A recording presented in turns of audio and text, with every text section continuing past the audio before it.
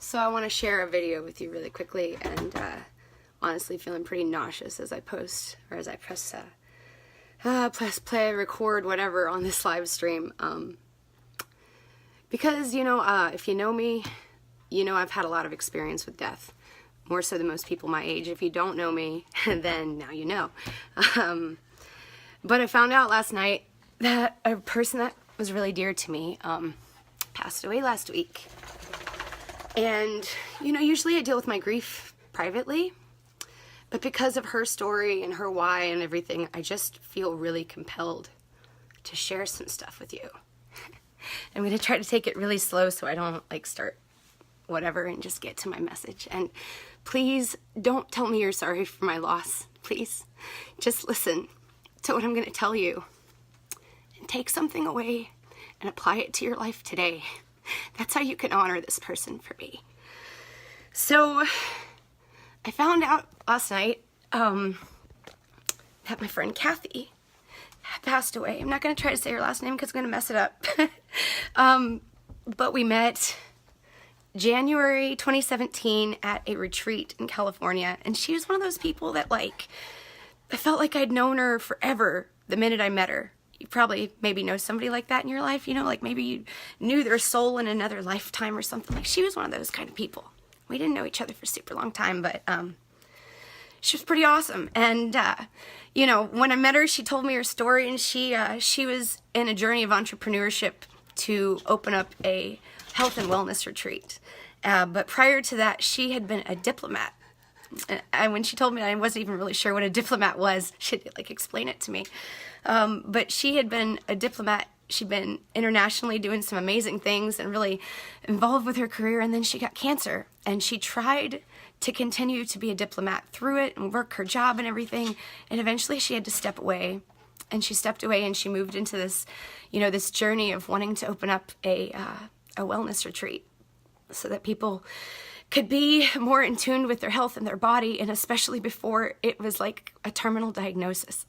So anyway, I met her, and she was at this retreat, and she was going to open up this retreat of her own in Costa Rica, and it was going to be really awesome, and it was a great experience. And she was in remission at the time, and then we went through the year and everything, and I feel like it was maybe January or February when she mentioned that she was no longer in remission.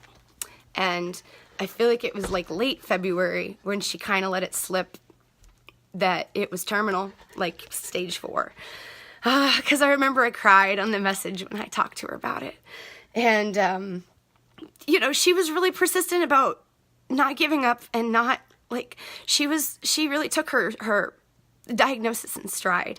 And she was really pushing to be healthy and to live a positive, healthy life, and really pushing to be on this amazing journey where she inspired other people. She was in this group, or she created this group called The Bright Life, and she was posting these videos, when she felt good enough to post them, and every day she'd share something, which I feel like when you're in the point of life where you're dying and you recognize that, the stuff you're worried about and the stuff that's important to you, it becomes a little different, So anyway, to honor her, I really wanted to just share some of this stuff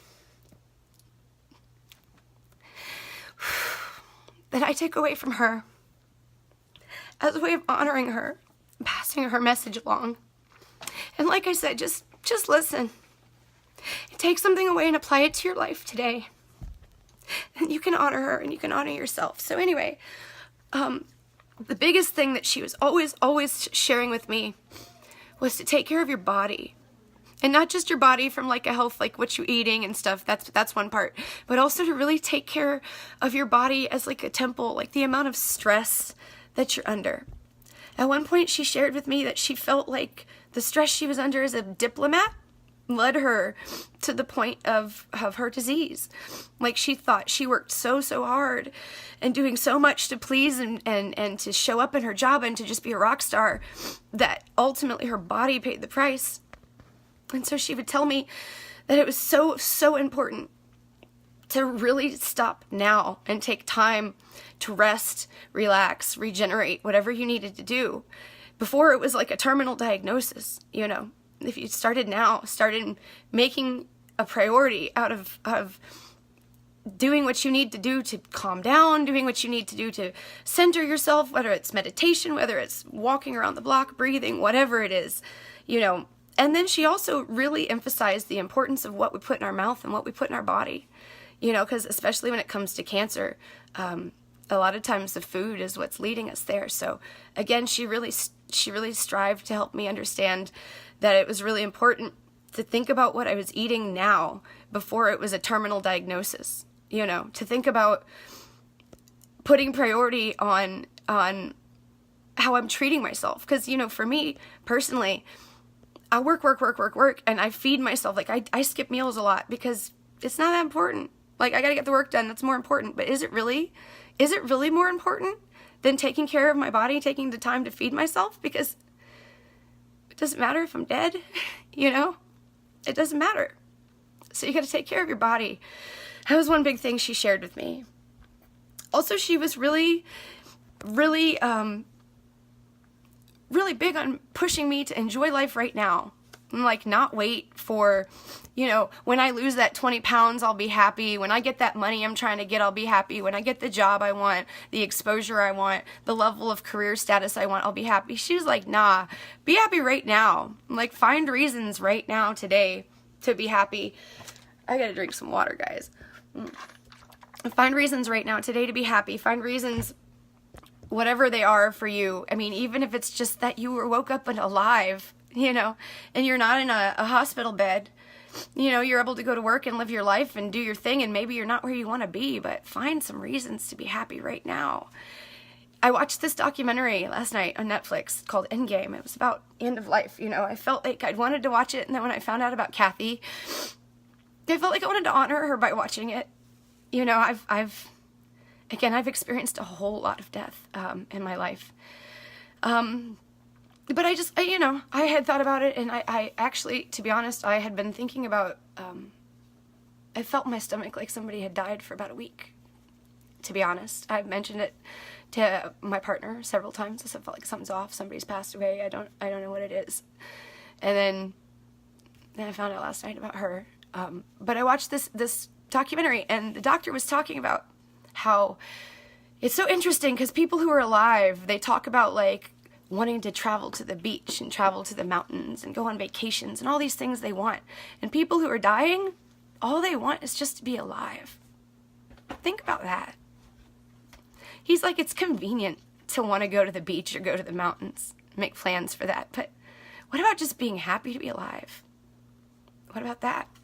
You know, and again, what about trying to strive for that before you're in a place of terminal diagnosis? Maybe just enjoying life a little bit more. So I wanted to invite you to be, just try to find something to be happy about what you got right now. You know, there's someone who has it way worse, I promise. So if you could just kind of find some reasons to be grateful. She really pushed me for that. And I mean, man, for someone who had stage 4 cancer, and she was so grateful to be alive. And the last thing, because I know you guys, I know I'm trying to keep it short. The last thing that I really wanted to share that she taught me, and this lesson showed up for me a lot of times, always with death, is you gotta be more present to right now, to the people around you.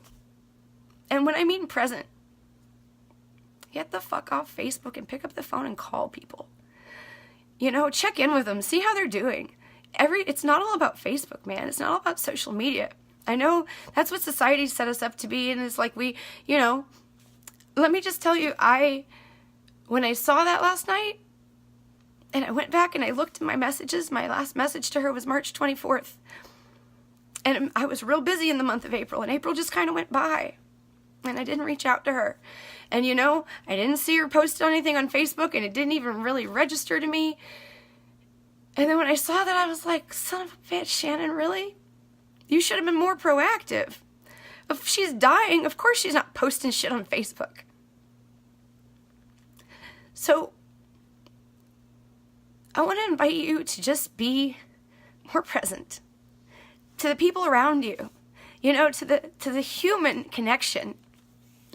I want to invite you to squash the beef with your mother or your brother, your friend or whatever. Let that shit go and just connect again as humans. I mean, I think my least favorite thing about death is how permanent it is. I don't think there's anything more permanent than death. Like, there's no coming back from that. Like, once they die, it's done, you know? I learned that lesson with my mom.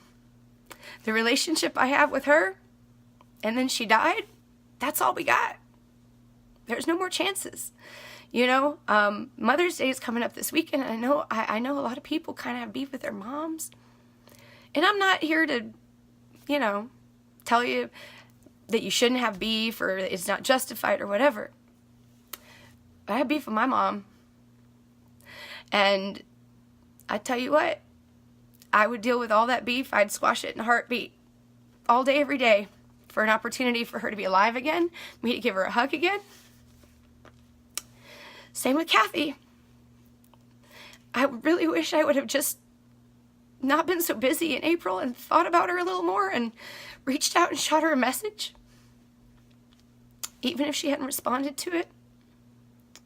You never know.